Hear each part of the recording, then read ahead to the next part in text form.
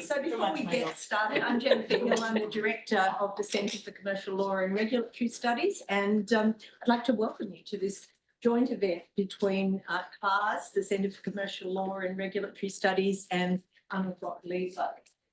So first of all, an acknowledgement of country. I wish to acknowledge the people of the Kulin Nations on whose land we're gathered today. I pay my respects to elders past and present, and also recognise the importance of the history, culture and knowledge of Indigenous people to the goals of Monash University and to Monash Law School. We're so pleased that you're here, and I'm particularly pleased that our speaker and commentator are here. As of last Friday, as I mentioned to some of you recently, I wasn't sure that Roy was going to be here in person because his visa had not come through, and so that gave me connections. Let me tell you about Roy. I've known Roy for 2-3 years, I guess. We met at a conference at Vanderbilt University. And Roy is currently a visiting senior fellow at Harvard Law School's program on corporate governance. He's a professor at Reichman University in Israel, and he's a research member of the European Corporate Governance Institute, ECGI. He's got his degrees, both his doctoral and master's degrees from Harvard Law School, and he's also taught at Harvard's economics faculty and UC Berkeley Law. Roy focuses very much on reputation, corporate culture, and he published a book. How long ago was the book? Cambridge University Press book. 2020, which was on law and reputation. He's won numerous awards for both his research and his teaching, and he's very prolific. I caught up with him in June in London, where I was chairing a session on a new paper of his, co-authored paper on how the EU's Sustainability Due Diligence Directive could reshape corporate America. And that is attracting a lot of excitement on both sides of the Atlantic. Roy's going to speak for 25-30 minutes. He's going to be followed by our commentator, Janette Kendall, who I discovered on LinkedIn was a Monash alum. And so I reached out to Janette and said, you are just the person we want for this session on specialist directors. She's an very experienced company director. You've been on so many boards. I was incredibly impressed when I looked, Janette. She told me that at the age of 28, she decided she wanted to be a professional director. Wow. And I thought not many people at the age of 28 think that's what I want to do. So that is certainly what she's pursued. And she's been a director across ASX-listed companies, private, not-for-profit organisations, etc. Janette is a fellow of the Australian Institute of Company Directors. She's a fellow of Monash University, and she's a member of Chief Executive Women. And she's also on, what's the global thing you're on for Monash?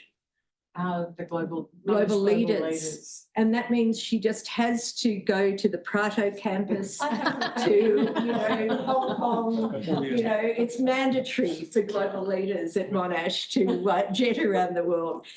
So thank you both very much. Tonight's session is, I think, a really topical one on specialist directors, because for quite some time in Australia, there has been a push saying we need more variety on boards. We're getting a bit better on gender diversity, but what about diversity of skills? And that's something that's happening in the US. And Roy, I'm going to pass it over to you at this point.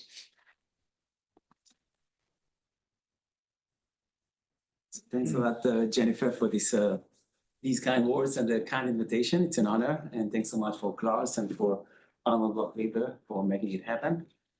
So I thought that given the settings and the crowd, just like Jennifer said, it makes sense to focus on this particular kind of recent important shift in corporate governance that we're seeing, not just in the US, not just in Europe, around the world, which is the shift towards specialist directors, meaning we're seeing more and more companies adding directors with a specific narrow types of expertise. So a company announces we have a cyber director, we have a climate director, now we have an AI director. Okay, and together with Professor Yaron Nili from Duke University, we decided we'll do a deep dive into this phenomenon. And I'll spend 20-25 minutes telling you what we found, and then a couple minutes toward the end trying to tie this development, specialist director development, to other recent developments in board and governance so that we could kind of think of together in this room about what it means for us, corporate governance practitioners, policymakers, and academics. All right, so let's start from the beginning. I'll kind of give you the Cliff Notes 2-minute version of what we found in the paper. So what we're doing, there are 3 things. The first thing we're doing is just to provide basic evidence about the scope and magnitude of this shift. So we hand collected data from companies' proxy disclosures over the past 6 years to show just how big the change was. And we found that companies are reporting much more on their director skill sets, communicating much more to their investors what are the types of expertise that we have in our boardroom, and that companies are adding more directors with specific types of expertise. So just to give you a sense, over just the last couple of years of what we checked, there's been a 20-fold increase in the number of cyber directors or directors with cyber expertise. Is that a good thing? What does it mean to corporate governance? This is where our second point in the paper comes in. I think it's the most counterintuitive one, because intuitively, you would think that expertise is kind of an unalloyed good, right? What could be bad about adding new types, more types of expertise to the boardroom? But we're building on the literature on group decision-making and many interviews that we conducted with chairs of board nomination committees or search consultants to boards. I'll be very curious to hear Janette's thoughts on that later.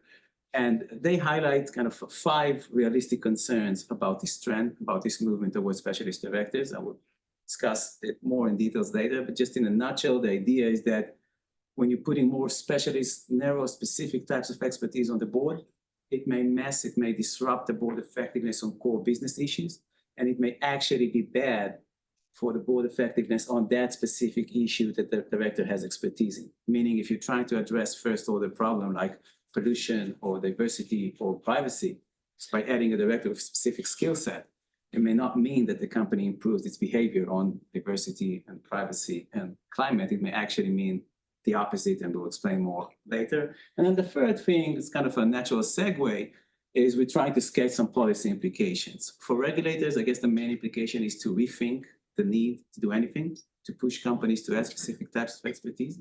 And for courts, the main implication is how does that shift, the fact that we have directors with specific types of expertise instead of generalists, affect the way that they will assess liability going forward. Right, so that's the paper in a nutshell. Let me try to give you just, before we fill in the details, quick background. It will only just be just 2 minutes because I'm assuming that in this audience, we have people with specific types of expertise in corporate governance. So the backdrop is that corporate boards matter, okay? They have an important role in advising management, in monitoring management. And the question for our purposes is, when will boards be effective in these roles of advising and monitoring management? Okay, and normally when academics approach this question, they tend to focus on incentives, because academics like to do things that are easy to get data on, and they like to count things. We count how many directors are independent. We count in how many companies the roles of the chair and the CEO are separated. But I think in this room, everybody realizes that even if you have a board full of independent directors, even the most motivated directors will not necessarily be effective in advising and monitoring management unless they have some types of expertise and experience. Okay, you can be the most motivated director ever, but you still need to have some experience, some expertise in order to be able to ask the right questions, to process the answer, to anticipate future problems, things that weren't there in the presentation that you were shown. Okay, so it's not just good incentives, you also have to have some expertise. Then the real question is what types of expertise you need on your boardroom for the board to be effective, okay? Traditionally, it's not just in the US, it's elsewhere. We thought of board members as those former CEOs in their 60s and their 70s. They're kind of a generalist, they have this experience in running businesses on a large scale. But recently, a couple of developments in the ecosystem that large companies operate in, from the ESG movement to rapid technological disruption, pushed companies to add directors with specific types of expertise. Again, cyber, AI, climate, diversity, these kinds of expertise. Okay, and again, not just the US development. The paper looks at S&P 500, S&P 600 companies, large cap, smaller cap. But whenever we presented this in Japan, in Europe, also just now from talking with people here in the conversation in Australia, you see that these dilemmas, I saw that the Australian Institute of Company Directors just a couple of months ago issued kind of a post or a paper saying, I think the title was what to look out when you're recruiting specialist directors. And they're talking about how, on the one hand, it's important to bring in types of expertise like cyber and AI. But on the other hand, it's important not to disrupt power dynamics. So exactly the same dilemmas that we're seeing facing large companies elsewhere. Okay, so this is kind of an academic slide trying to situate our study within the other studies and the literature. So we're having a lot of literature in the last 5 years or so on the increased involvement and accountability of boards on non-core business issues and like ESG issues. So we have studies showing that boards are using ESG criteria when they design executive pay. We have studies showing that boards are reallocating, rewriting the charters of the board committees, subcommittees. They now have an ESG committees, they now have a climate committee, so on and so forth. What we add is the angle of board composition, meaning that these developments affect how boards select who sits there to begin. Okay, and we're seeing that there are certain vectors, certain forces pushing companies to add directors to specific types of expertise. So one example of these vectors is regulation. The classic example in the US, the SEC comes up with a proposal of cybersecurity disclosure rules. And for part of the proposal, you have a provision saying that companies need to disclose whether they have someone on the board that has expertise in cyber. Of course, that pushes companies to try to search for directors with cyber expertise. That changes the ecosystem of board composition. Second conduit, pressures from institutional investors. Again, some of the talks that we had here leading up to this panel. From the proxy guidelines, voting guidelines of the large asset managers to specific targeted campaigns of socially minded shareholder activists, again, pressuring companies. You need to add a director with climate expertise, you need to add a director with cyber expertise, and so on. And the third conduit, I think, is the one that was most surprising, not just for a non-US crowd, even for a US crowd, and that is litigation. The classic example here is the Boeing 737 MAX case. It's a big case in the US. The paper that Jennifer and I wrote together, we also deal with it about director oversight duties, where the directors can be held liable for not doing enough to prevent the 737 MAX debacle. Okay, and it's a huge case in the US in terms of tweaking with the doctrine, culminated in the largest settlement ever in such cases, $240 million in derivative action. But I think kind of an overlooked aspect of the case is that as part of the settlement, Boeing had to commit to add 3 directors with expertise either in aviation, engineering, or product safety. Right? Before the crashes, they only had directors with expertise like in finance, they come from the finance world. Now, as part of the give in the settlement, they're saying, okay, in order to settle it, we are committing that going forward, we will have at least 3 directors with these types of expertise. Now, I want to stress that this is very unique. Okay, even in the US ecosystem of avid kind of a vibrant derivative actions environment, because up till that point, okay, to the extent that companies had to agree to make some changes to the board as part of settling cases, the give was adding independence, right? We will add directors who are independent going forward. Now they're starting to demand courts ask them to agree to commit. If you want me to approve the settlement, you commit that you add specific types of expertise to your board. Okay, so all these examples kind of together show us that we have all those mounting indications that companies are pressured to add specific types of expertise to their boardroom. But we still haven't said anything. We still don't know about how companies respond to these changes and how they change company behavior. And this is where a kind of independent study comes in. So what we did again is we hand collected and coded the proxy disclosures of companies in 3 years intervals, so 2016, 2019, 2022, in order to study the change. And we try to look for what companies disclose about their directors' skill sets and expertise. So there is no one kind of a benchmark or a rule on how you disclose expertise. So sometimes it means sifting through the entire proxy statement. Occasionally, as the years like in 2022 and now in 2025, even more and more companies are publishing those skill metrics that you can see here on the slides, right? And from an academic perspective, that's kind of a one-stop shop for us. Because as you can see, those skill metrics have the directors as the columns and the types of expertise as the rows. So once you find that, you have a research assistant. Once you find that in the disclosures of the company, it's kind of a one-stop shop for you, allows you to build the data set very quickly. And here are 5 things that we think are interesting from this data set that we built. The first and clearest finding is that companies are putting much heavier emphasis on disclosing their director's set of expertise. So just think about the example I gave you with the skill metrics. Companies are using more image-based formats to disclose their director's sets of expertise.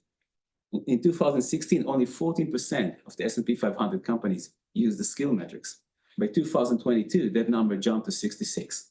Now, it's around 80, and my guess is that in the next season, it will be closer to 90%. So almost every company now uses the skill metrics. It means that they think that it matters to investors. Aside from disclosing more about their expertise, they're also disclosing more types of expertise. So think about it as adding rows to the skill metrics. It used to be that you just have like 4 or 5 rows. Does that director have expertise in financial expertise, leadership expertise, legal expertise, marketing expertise? Now they're adding rows. Do they have technology, AI, cyber expertise, climate expertise, and so on and so forth? Okay, so aside from disclosing more on expertise, companies are also adding specific types of expertise, and that's that's the classic visual to it. You can see from this specific graph that there has been either a 10-fold or a 20-fold, or in some cases a 30-fold increase in the number of directors listed as having these specific types of expertise. And most of the jump happened over the last couple of years.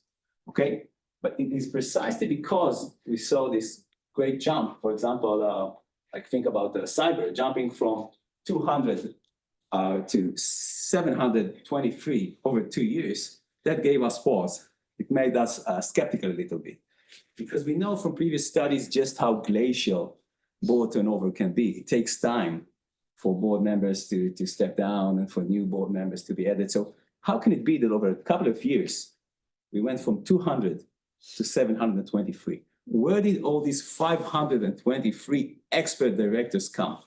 So that gave us pause, and we did a deep dive about what could be the potential causes of this huge increase.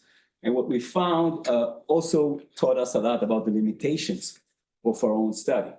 So for example, we found that in many cases, the jump in expert directors is attributed just to how companies disclose and not to expertise in the boardroom. So say that I'm a veteran director. I was on the board in 2019. I was on the board in 2022. I am on the board in 2025. Mm-hmm. I was always an expert in cyber, but my company just didn't have a row in the skill metrics saying, do the directors have cyber expertise? So in 2019, when Yaron and Roy are doing their studies, they will not check the box for me as a cyber expert, but in 2025, they would. Okay, that's just a change in disclosure. That's not a change in boardroom expertise. So that's part of it. Another part of the change is that on specific types of expertise, the director acquired this expertise as year went by. So again, I'm a veteran director. I was on the board in 2019, 2022. I am on the board in 2025. But at some point in 2023, the company decided that it's very important that all directors went on a workshop, like over the weekend or something like that, a training program of cyber, or a training program with AI. It's very topical these days in 2025. And now all of the directors in the company are checking the box for cyber expertise or for AI expertise. So that's another part of the change. Yet another part of the change that we saw from that deep dive is not a change in expertise, but rather a change in how a specific director discloses their expertise. Okay, I'm a veteran director. I was on the board in 2019, in 2022. I am on the board in 2025. My company had a cybersecurity check the box list in the skill metrics. I didn't check the box back then. I am checking the box now. Why? Because I'm seeing more people around me checking the box. I don't want to be the only non-cyber expert. Okay, that's kind of, you'll see that it leads to the quality of expertise disclosure in the board. And of course, part of the change is indeed this 199 of these directors are new directors that the company added over the last couple of years, precisely because of these pressures that we just talked about a couple of minutes ago. We want to see that your board has those cyber expertise. Like if the SEC proposes that we will disclose that, I don't want to disclose to my investors that we have no idea what cybersecurity is. So I'm adding this director with cyber expertise, allows me to check the box in that sense. So we wanted to do a further to deep dive and to kind of decipher what are the relative weights of these different conduits for the fact that we are seeing more board expertise. So we looked at the biographies of each one of these 700 something directors. And we saw that out of the 723 directors that are listed in the skill metrics as cyber experts, only, was it 250? Yeah, only 250 out of the 723 are saying something related to cyber in the biographies. So what does it mean to us? It means to us that cyber is probably, for the other 470, cyber is probably not a core part of their expertise, of their experience. Cyber is not why they're on the board. They might have some experience with cybersecurity. Maybe they were CEOs and there were some discussions over cybersecurity, but they're not cyber experts in the way that we would use this term in kind of everyday language, right? So that leads to the fourth finding, which I think is the most important one, most actionable one from a policymaking perspective. And that is that the current quality of board expertise disclosure is very low. There's no benchmark, there's no comparability across companies. And indeed in the paper, we have many examples of, we have a director sitting on several boards. In board A, that director is a cyber expert. In board B, that director isn't a cyber expert. Or we have the same director at one part of the proxy statement, he's listed as a cyber expert. In another part of the proxy statement, he isn't. Okay, so we're seeing a lot of inconsistency. Basically, it's a process whereby the company secretary would just send a form and each director fills whatever box they want. And if you're seeing in 2024 that the people around you are filling all these boxes, I don't want to be the least expert director on the board, right? So in 2025, when they're sending me the form, I'm checking all the boxes. Okay, so no comparability, no benchmark, something to think about when we'll get to policy implications later. Okay, there are also some differences between how large cap companies address these pressures to add specialist directors and small cap companies do. But in the interest of time, I'm saying that I want to leave some room also for Janette for the discussion. So I'll skip that. And if you want, we can go back to it in the Q&A. Okay, so far we've been seeing these changes in how companies report and how companies add specific types of expertise to the boardroom. Is that a good thing or is that a bad thing? Again, an intuitive thing is to think that it will be a good thing, right? Companies in 2025, boards in 2025 are facing many more issues than their predecessor did. Okay, all those non-core business issues, again, cyber, AI, climate, diversity, all these things. It makes sense that we will need someone with expertise on the board to be able to ask questions, process answers, anticipate future problems. Okay, but I want to highlight here the more counterintuitive but worrisome trends that could happen once you focus on adding specific types of expertise. So at the most basic level, the fact that there is a sudden change, an uptick in the demand for expert directors doesn't mean that there's also a sudden uptick in the supply of expert directors. The pool of individuals who can be very good directors and are at the same time experts in AI or experts in cyber or experts in climate is very, very limited. You would be surprised in how limited it is.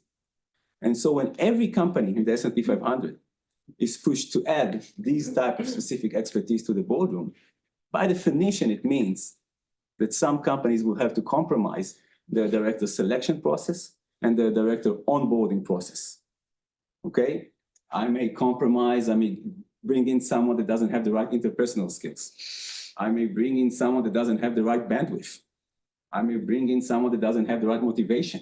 I may bring in someone who would focus just on this specific topics and not on other topics.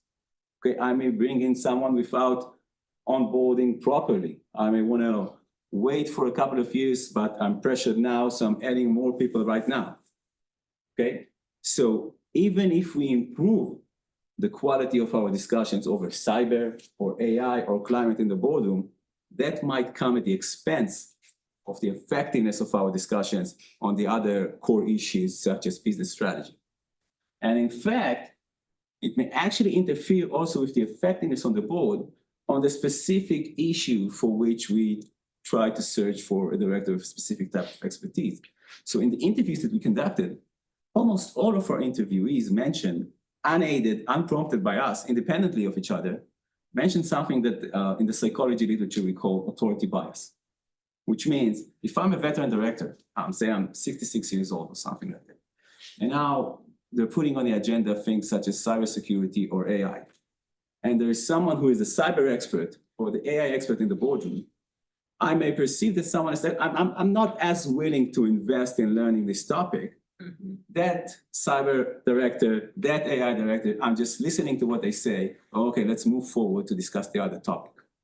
Okay, so there's this authority bias. There's not a lot of back and forth, not a lot of ping-ponging, just going with what this expert director, specific type of expert director is saying and moving forward. It kind of reduces the effectiveness of board advice, of board monitoring on these topics. The third potential drawback with this trend is that we're seeing in the data that companies are adding these types of expertise, not by turning over directors, but rather by adding members to existing boards. So our boards used to be 8 people, now it's 10 people or 11 people, because we added a cyber expert and we added a climate expert, okay? Over time, this trend could lead to boards growing beyond their optimal size. And there's a rich literature on what is the optimal size of boards. I don't want to claim that we have a magic number. I don't want to claim that in every company it should be 8 or 9 or 10 or 11. But what we are claiming here is that usually the size of the board is something that companies are doing organically, bottom up. For one company, the optimal size could be 7. For another company, the optimal size could be 11. All right, but again, because these are not the types of organic changes that happen over time, these are the type of, again, think of the example of the SEC putting up this proposal, and companies are rushing to add cyber directors now. And so when companies are rushing just to quell the reputational or the legal pressures to add specific types of expertise, they may grow their boards beyond what they think is the optimal size of their boards. So another thing to worry about. Something which is kind of counterintuitive, but we saw again in the data traces for it, is that the push to add directors with specific types of expertise, this goes back to Jennifer's opening remarks, may interfere with something that we thought we were already on the right path towards, which is diversity in like gender or racial. Because the pools of potential directors with specific expertise in, say, cyber is not really good on having people from underrepresented groups. Okay, so if you're now growing and I have to have a cyber director or I have to have an AI director, it might interfere with your efforts to diversify the gender or race in your board. Okay, the fifth and last drawback that I'll mention here is what we call board washing a la greenwashing, in the sense that there are several ways to deal with pressures to behave better towards the environment, pressures to behave better towards user privacy, and so on and so forth. I could actually affect a change in how my company behaves, or I can add a specific director or just disclose more in the skill metrics. And the latter option is easier. Okay, and we worry, and we have some indications for it in the interviews with the search consultants, with the board members themselves. Usually they went anonymous in that part and on these quotes, that companies are treating it kind of as a cheap talk signal to the outside world. Here we have a climate director, so now we're environmental friendly supposedly, and that may kind of co-opt efforts to actually bring about change in company behavior. Okay, so given all that, let me talk just 1 minute on policymaking to leave some room for discussion.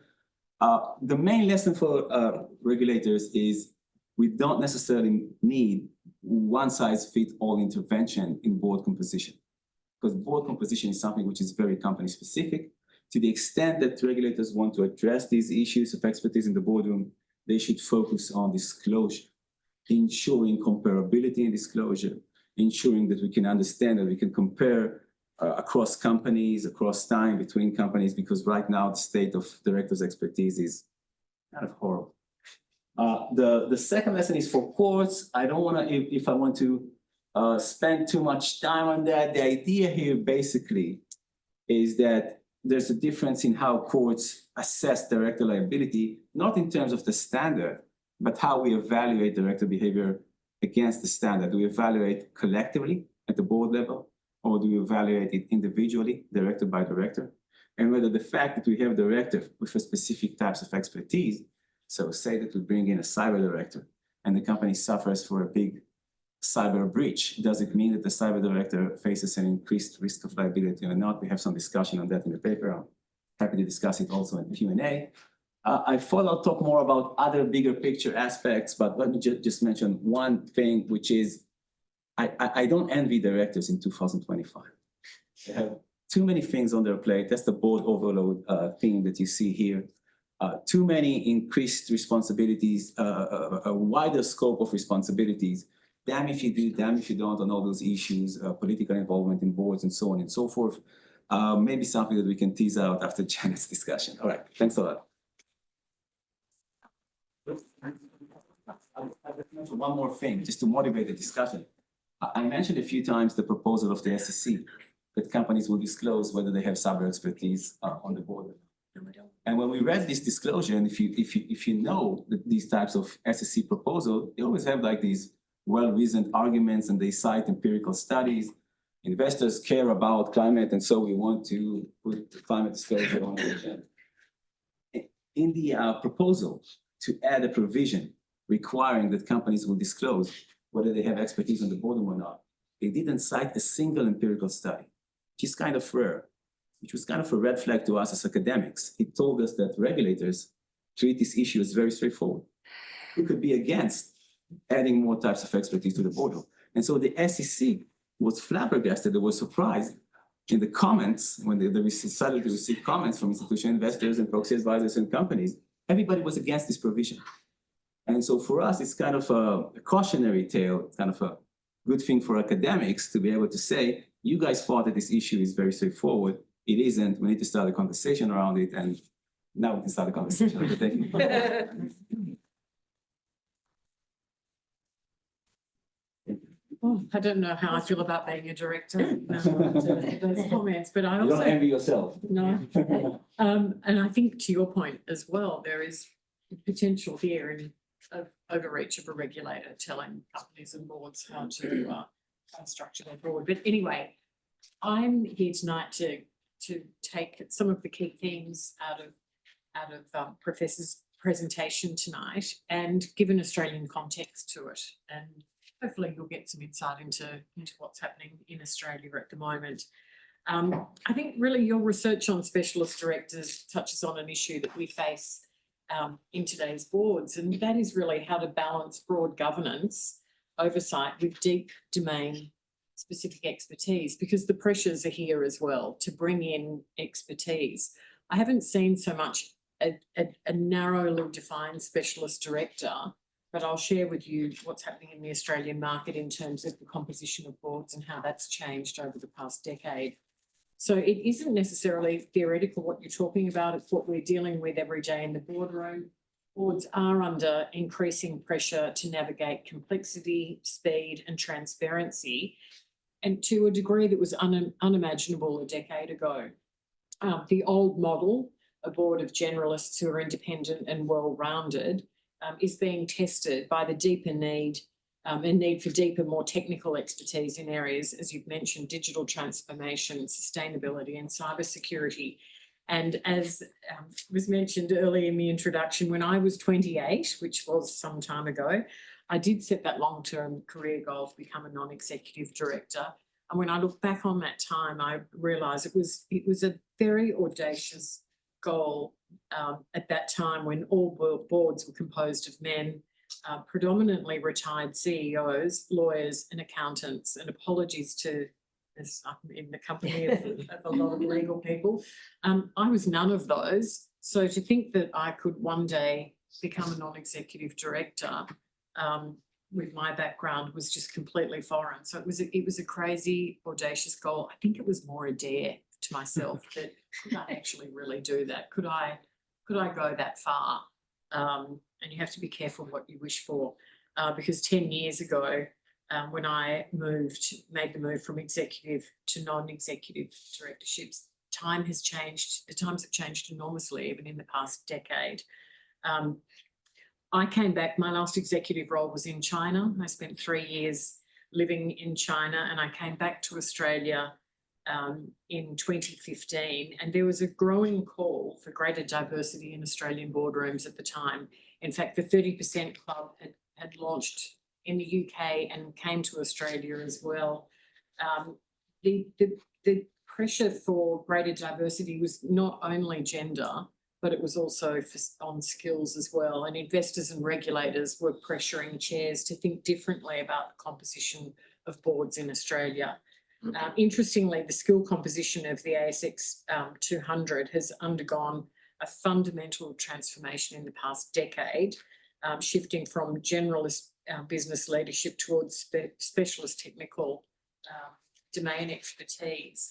And just to give you some context of that, in 2015, technical experience was listed on 15 to 20% of ASX 200 board skills.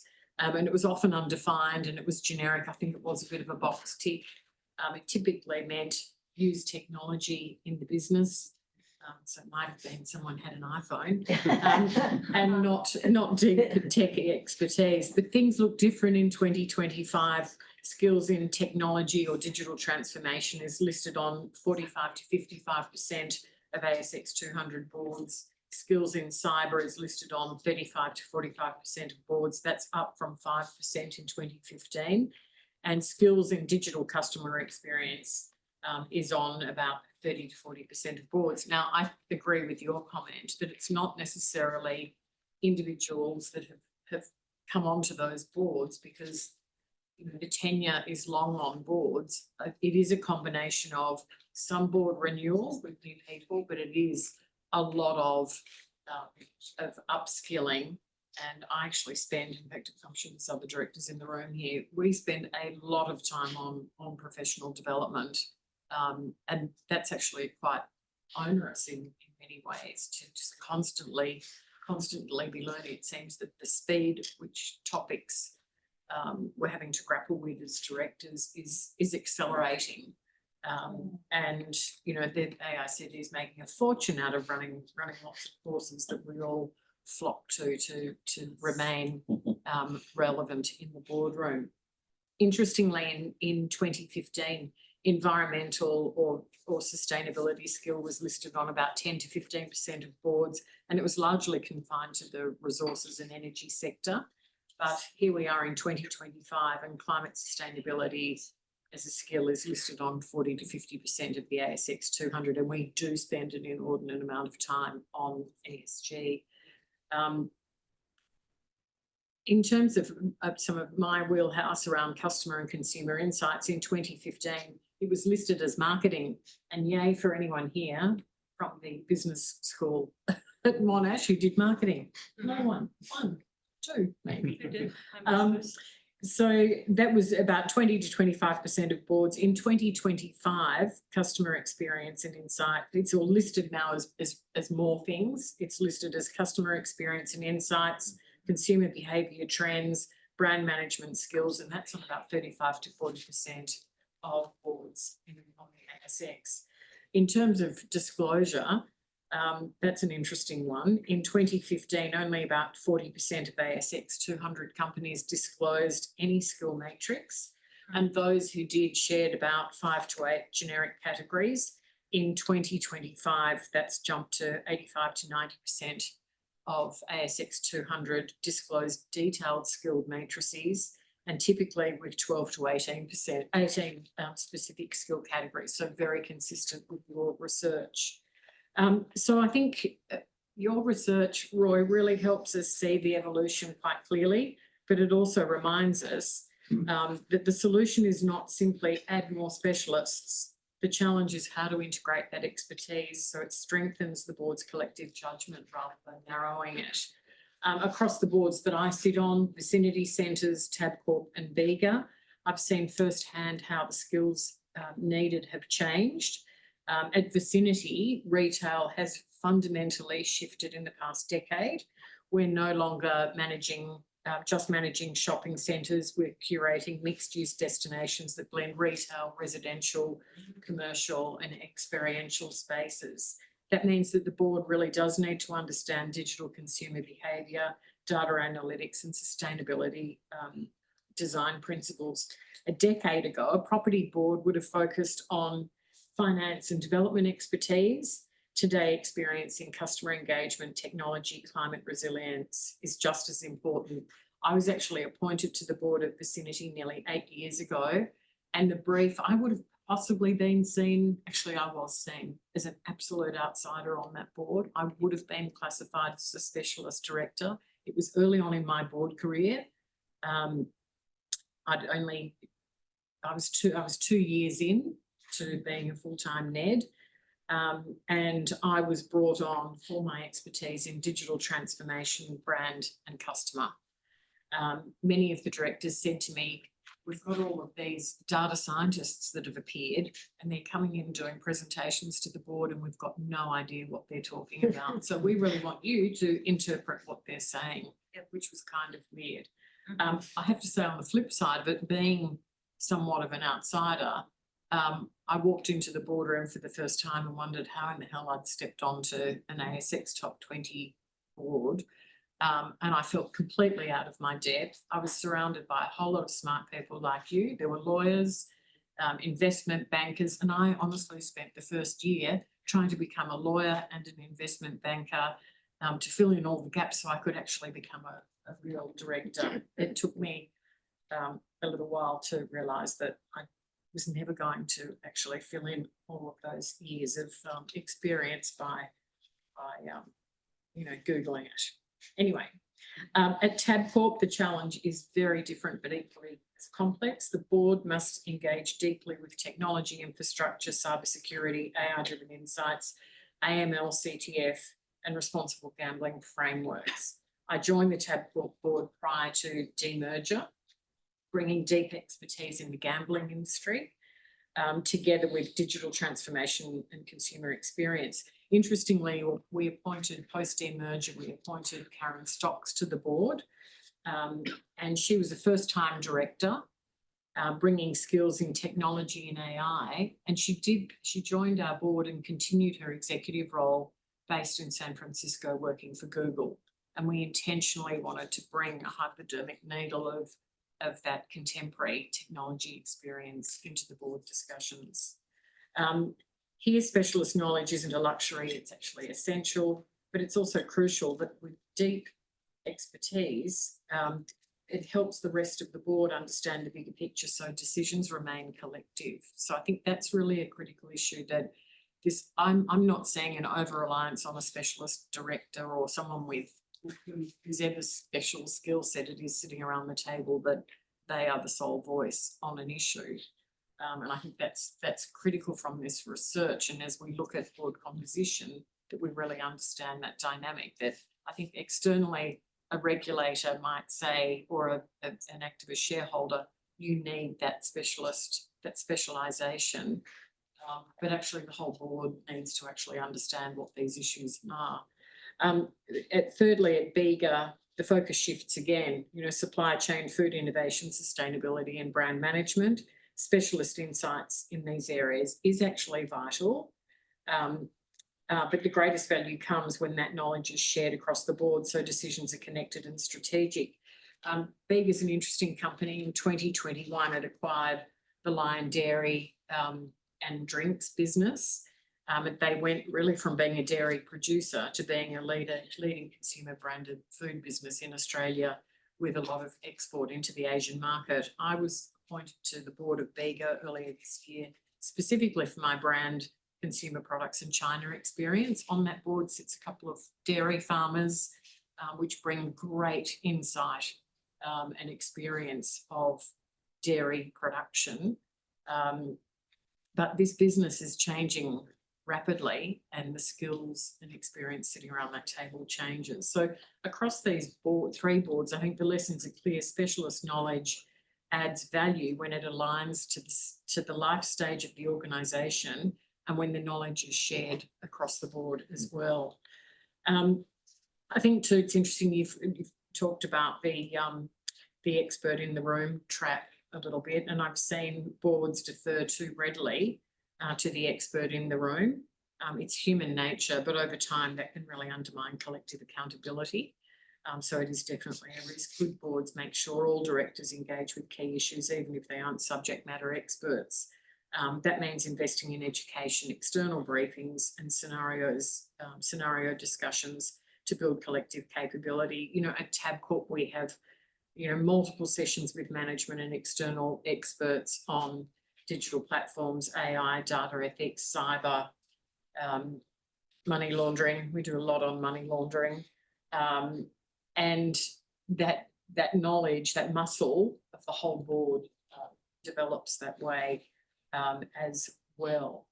I think, you know, looking ahead, I think your research really highlights this broader truth that effective boards, really what they're becoming is learning systems, even though the core responsibility and accountability of governance remains at the heart of what we do. The context in which we do it is changing dramatically.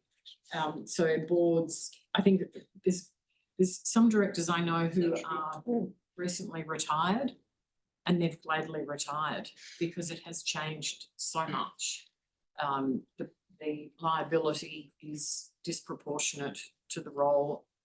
The complexity has become greater.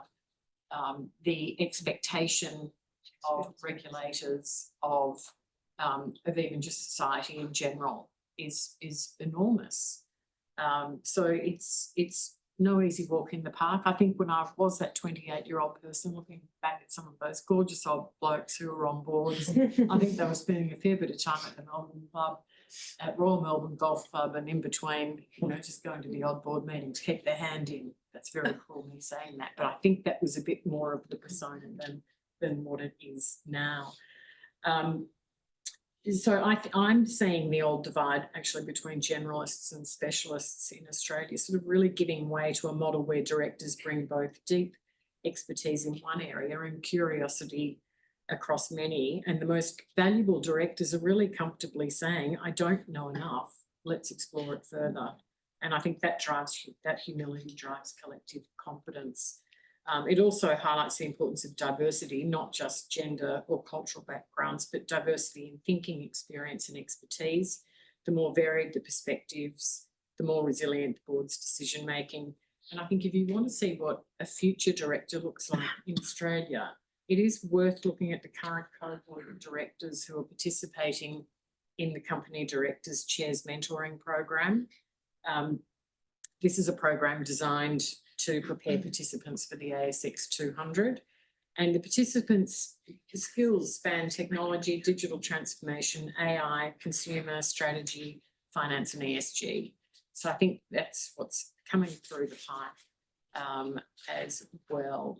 I think really to conclude, I think your work really does challenge us to see board composition not just as a checklist. And I think some of the methodology of collecting the data is seriously flawed.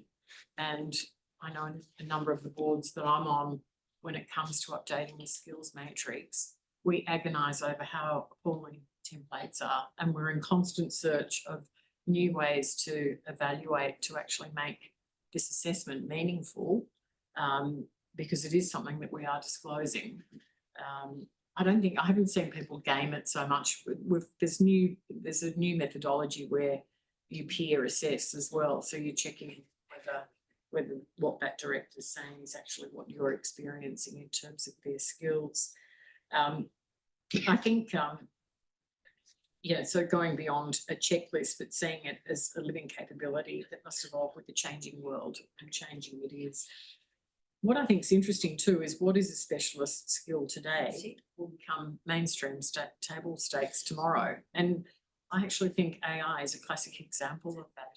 In the scramble for us to learn, and we are all learning as AI is evolving, it will just become table stakes that's a skill that you have, and it won't be specialist. I think across Vicinity, Tabcorp and Vega, I've seen how specialist insight can either strengthen or strain governance. you know, the boards that get it right value the expertise but don't defer to it. They invest in shared learning and maintain independence of thought, even amid technical complexity. So I think the future of effective governance lies not only in who we appoint, but how we work together as informed, curious and accountable stewards of long-term value. So I thank you again for your presentation and the research that you're doing. I think it really gives us much to reflect on, and hope that continues to shape the way that we think of building capable future-ready boards. Thank you. Janette and Roy, can I keep you up there? Because we're going to have some Q&A. I just thought that was fascinating. Sorry, I haven't got the mic on. Yes, you want to sit because you're busy. Oh, I should stand. Okay, I will stand. You guys can sit if you want to and pass the mic. I want to just say a couple of words here, and then I'll pass the mic to the audience if they want to ask a question. I just thought there were some really fascinating aspects in what you were talking about. One was the old style boards of, you know, you said they were accountants and lawyers. Yeah, Now, and ex-CEOs. and is that's kind of late 1990s, around the 2000s? Because in Australia, you know, the case AWA and Daniels and Anderson happened mid-1990s, and the non-executive directors were not found liable in that case, but the Court of Appeal had some very tough words about, you know, potential liability. And I remember my first friend at Sydney Law School, the very eminent barrister Noel Hutley, saying to me when that Court of Appeal judgment came down, he said, "You look, there will be no one on an Australian board going forward who is not an accountant or a lawyer," because of that fear of liability for not getting the finances right.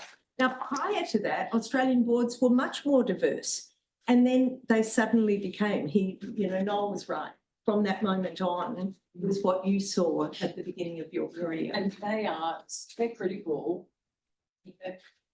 Come I should have actually said, I mean, on every board that I'm on, there is a lawyer and there is an accountant or someone that's come out of the finance market. I mean, they are non-negotiable roles to have on board. And so we've seen a real, prior to that, you did have a lot of specialist directors, and they all then left and were hired as, you know, special experts. So the composition changed as a result of that liability risk. The other thing that changed during that period, I'd say from the 1980s onwards, was the size of boards, which Roy talked about, that they're now getting bigger because they're packing them with experts.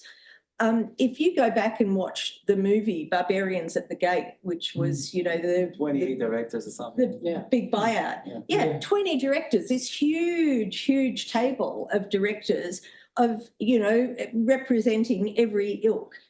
And so the sort of boards becoming much smaller was part of the law and economics movement, that it's all about finance. And you can't have these big kind of stakeholdery type boards. You need just all accountants and lawyers. So, you know, this is kind of a long-term shift, I think, that we've seen peaks and troughs.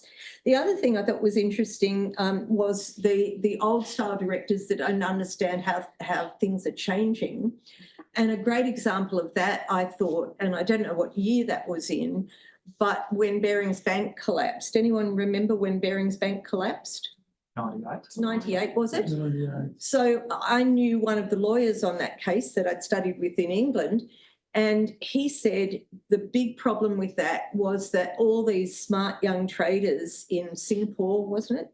Yeah. They were doing all this financial stuff that the old style directors who were in the London club rather than the Melbourne club had no clue what they were getting up to, but were too embarrassed to say.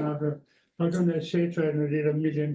So a lot of money sport the whole. Was there also Barclays Bank involved at the same time? I'm not sure about Barclays, but I do remember. Yeah, I remember when they bought it down. The collapse with Barings Bank. The Rogue Trader was his own market. Yeah. Yes. And then it collapsed. And then the other thing I thought was potentially interesting on this point of if you do have specialist directors sitting, say, on committees, my recollection, and I wrote on this a long time ago at the time of the Walt Disney litigation, was that in the US, if it's a committee that's made the decision, that was justification for the court to say the board is not liable because a committee made that decision. In Australia, that is not the case. The Centro litigation says exactly, what you were saying, Janette. This is, the board is the ultimate bulwark, and it doesn't matter if you've had a specialist committee that's made the decision. If it's a core decision for the board, it's the board's decision. I've said enough. I could say a lot more, but I won't. But any questions from our audience, because I can pass you the mic if you do have a question. Paul Murphy. Thanks, Jennifer. As I was saying to Roy before this, this is very timely for me. The reason I can't come to Jennifer's next session on Thursday is I'm on a panel at a different conference talking about climate skills, and one of the sort of institutional investor groups has kind of published research that kind of specifies what they believe the kind of capabilities are for directors to oversee climate risk. One of the things that occurs to me about that is it's kind of implicit that there is kind of a special skill set in there that is not being met now, and that there are kind of subcomponents of it that apply to different sectors. So, for example, if you're on a mining company board, it might make more sense to have some geology experience about, say, rare earths or something like that, compared to if you're on a utility company board or something. But I guess the question I've got is, in the world of investor engagement and governance, there's a risk that becomes very adversarial, and then what you miss out on is the kind of productive engagement, if you like. So, I think the way that we've got regulatory settings is that it's almost like a penalty on companies to admit that they might actually have a shortfall in expertise in a certain area. So that probably means that you do end up with kind of greenwashing kind of things in things like board skills matrices, because you can't admit to being completely blind to a significant risk area. So I was kind of very curious as to your point about the intuition suggests that having more expertise makes sense, but the practicality might actually lead you to a much more kind of let's get back to the generalist kind of model. Yes, so I think it goes to the first part of your, sorry, if it works. Take this one. All right. We can hear you clearly. Yeah. Anyway, so it's fine. Yeah, but it's recording. So I think it goes to the first part of your comments and also what came out from Janet's discussion, which is that not all types of expertise are created equal, and in some companies they could add value, in some companies they don't. Now, as for the regulatory perspective and whether we want to push it or not, again, there are advantages and disadvantages. And we're not saying that adding specific types of expertise is bad. I think the main thing that we're doing in that part of the paper is highlighting two aspects that are cause for concern. And that is the quality of disclosure, that also Janet talked about. And what we saw, I just alluded to it quickly, but what we saw in the data, and we've talking with people, is that there's a lot of a ratcheting up effect, which is, what is the state of expertise disclosure? Again, the company hands out the form to directors. And in 2021, I'm saying I'm just a legal expert and that's that. And then I'm seeing when the proxy statement comes out that all my fellow directors are experts in cyber and experts in ESG, and I don't want to be the only one that checks one box. So the next time they're sending out the form, I'm checking out all these types of boxes. So the fact that there's a cheap talk environment and the fact that companies are being pressured kind of as a one-size-fits-all to add directors with specific types of expertise, you combine these two factors together and it makes you worry that the disadvantages of adding expertise are going to outweigh the advantages of adding expertise. And just like you said, if I'm a proxy advisor, if I'm an institutional investor, if I'm a regulator, how do I go about trying to regulate these types of expertise in the board? And these are the kind of things that are probably best for the boards to train over time, to acquire these skills over time, to know when is the right time to outsource it and bring someone from the outside. when is the right time to insource it. For example, in the Boeing example, I actually think it's good that they added this expertise on safety, because that's kind of a topic that is always on the agenda. We're a company that produces airplane. It makes no sense that we have no expertise. I feel really reassured by it. It seems to flies on that. Fantastic, exactly. But if it's a topic that only comes out on the agenda once in a year or once in 2 years, probably best to have someone from the outside advising the board on it. Okay, Jennifer just mentioned the point about committees. Okay, there was a famous case a couple of years ago in the US about cybersecurity. A company called SolarWinds attacked a huge breach, and because most of its customers is US government agency, and there was some Russian hacking, was a big problem. And the company said in their defense, when you look at all the minutes of the board minutes, there was no discussion of cyber. Yeah, but we relegated it to a certain committee. And the plaintiff retorted saying, but if that committee saw a red flag, how come that committee didn't elevate it to the full board level for 2 years? Well, that's interesting, because I don't know that case, but that does change the Disney. Exactly. Yeah. Of course. I think it's interesting too, you raising the issue of proxy advisors, because from my experience, no two proxy advisors agree with one another. So I think it's actually the dilemma of the board in terms of taking all of those inputs and actually deciding what is actually going to deliver the best result for investors in terms of the performance of the board. And I think the other part that we haven't spoken about, I didn't raise it, but it's more often than not, the decider on whether someone is selected to join a board or not is actually not anything to do with their skills and experience. It's actually all to do with their style and their interpersonal relationships and behaviour. Can they actually work in a collegiate way? And that's a really interesting discussion that I've had for a long time with chairs in particular, and directors sharing stories of having, you know, a renegade director on their board, and discussions around, well, when you're really in the trenches, who do you want to be in the trenches with? So there's extreme caution in appointing directors. You believe you make the right judgments on the best mix of skills and experience, but this interpersonal play is a very big one, and it doesn't get spoken about. And in proxy advisors or activist shareholders or regulators are never going to talk actually really about that issue, but it's actually a really critical one in board effectiveness. So a super important point that I skipped over during the presentation, when we interviewed search consultants, so people who work with nomination committees to find new board members, they said that the single most important thing was always the kind of interpersonal skills of that director that we're interviewing right now. But then they said, now that there's a push, said all the companies are rushing to nominate cyber directors. And I'm telling them, listen, the pool is very limited. I don't have 700 people who have a very good interpersonal skill and have the makeup to be a good director and are cyber expert. So what we saw happening, something that I skipped over in the presentation quickly, we saw poaching, meaning there were people who were directors in smaller companies that had cyber expertise.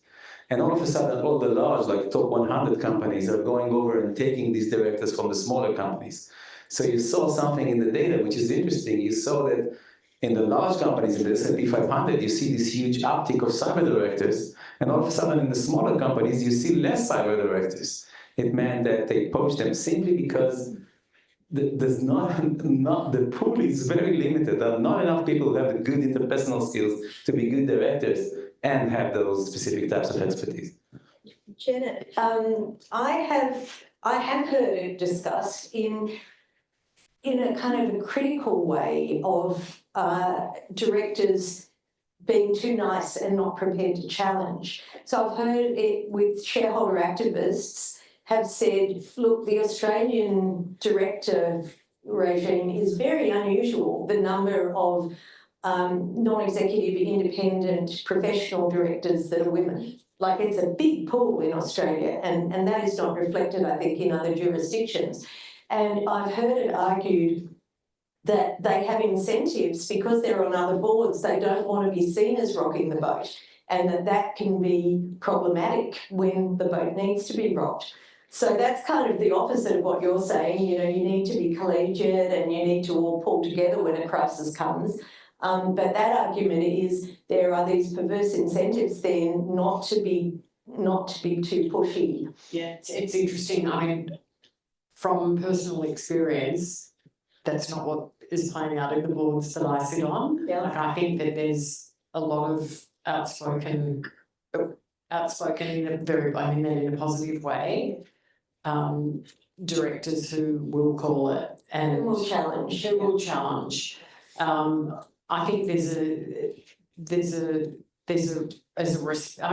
say describe it more as a respect, being respectful, as opposed to just being polite and shy and retiring in that sense. But to your point, what I think is really interesting, when I became a director, I would often reflect that your personal reputation is at greater risk being a director than an executive. And throughout your executive career, you have setbacks and you have failures. And in fact, that's actually seen as a positive, that no one goes on, very rarely does anyone have a smooth sailing career, and it's the setbacks and the real challenges and hard times that really develop your executive muscle. It's quite different in a board environment or as a non-executive director. And we've seen great examples of directors' reputations absolutely shredded, and they will never get another board role again. And I think we've seen that through royal commissions into the gaming industry. We've seen it in the finance industry as well. So there's actually there's a director graveyard as well of people who have really fallen foul. So and why I use that as an example, I think that it's to your point that there's perhaps a sensitivity and cautiousness that you don't want to be known as that director. And it does, people's reputations in the director network are actually quite well known, because it's a relatively small cohort. I know a lot of lawyers think that the directors in Centro, you know, for example, were, you know, very hardly done by. Angela Pearsall's got the mic from Ashes. Yeah, so just a slightly different perspective to offer on this is, you know, are we actually just seeing an uplift in the baseline skills that are required of all directors? So we saw that in the Centro judgment, which said, you know, there's actually a basic level now of financial acumen that applies to all directors. So it's not satisfactory to sit on a board and say, oh, sorry, I don't understand, you know, financial reporting. As a director, you have to have a certain level of skills in that respect. I mean, Janette, you said about AI, how, you know, that's evolving to the point where soon all directors will need to have a handle on that. Noel Hartley wrote an article, you know, maybe 5 years ago about climate and, you know, how directors need to have a grasp on, you know, climate change and, you know, how that's relevant to their board. So is this actually a question of specialism, or is it a question that, you know, we're just raising the bar to a basic level, that if you're going onto a board, you need to understand, you need to understand tech, cyber, ESG, financial reporting, you know, maybe some basic legal concepts, things to, you know, Google or whatever your source might be. But, you know, yeah, I actually agree with you. I think that in a sense is why it's become quite onerous. That, I mean, I chair non-committees, I sit on non-committees, we talk about the base level, like where is that base skill set? And yes, you cannot step onto a board with very little financial literacy. It's in a sense why the non-CEOs on boards, you will look to see that they've actually had P&L experience. So they may not have been a CEO, but they've had P&L experience in their career. It doesn't mean that you need technical international tax, you know, expertise. I did think that when I first joined the board of Costa, we owned half of a farm in Morocco and we were buying the other half, and there was a very complex tax treatment. And we spent hours at KPMG going over this tax treatment. And I was just sitting there and I actually said, I actually don't understand. I have no idea what you're talking about. And the international tax expert said, well, what's really important here is that all of this, what we're talking about in this transaction, it affects nothing. All right, okay. So there's that sort of complexity is not required, but there's a base level of understanding tax law, but not being a lawyer. And I think I made that comment that we're in constant learning mode, and I think that's because the bar keeps being raised, actually. But of course, too, when it does get to that level of technicality, you know, as a director, you're entitled to rely on others. You can rely on advice. You can rely on experts as a, you know, whole defence under the Corporations Act. All you've got to do is like act in good faith and bring an inquiring mind to what you're told. Yeah. So, you know, that's when you get to the outsourcing. To me, I think both trends are happening. Upskilling of the board is happening in finance. I agree, will happen in AI, just a matter of time. In some boards, it already happened. And the upskilling of the entire board, to me, is a good thing. It doesn't have all the drawbacks that we discussed. It doesn't affect board size. It doesn't affect board dynamics. It doesn't affect recruiting. It's a good thing. The only downside, and I think it was teased out in the discussion just now implicitly, is that it may cause boards to enter the sandbox of managers too much. Okay, boards need to, you know, keep your nose in, fingers out. Okay, and to the extent that you keep on developing expertise, there's a risk that you will say, why did you get this password for cybersecurity or that? You need to keep your fingers out and your nose in. You have to have some basic skills to have the nose in, but you need to have the wherewithal to keep the fingers out. So that's the only downside that I can see with the upskilling of the board. We need to wrap up now, which really makes me sad because we didn't really talk about how this all affects composition of the board in terms of internal directors versus outside independent directors. And in the US, you know, there's super majority boards because you've got to people all these fully independent committees. Yeah. And that is kind of where fraud can happen. And, you know, the Higgs Committee in England in 2003 said you've got to have a balance between executive directors and non-executive independent directors because it's much easier to have fraud if you've just got one executive on the board or two executives that are best mates, like in Sunbeam. That's when fraud happens. So on that happy note, I'm going to wrap up. We're going to have time for, you know, a little bit of drinking and eating again, and then I have to take these people off to dinner. But thank you all so much for I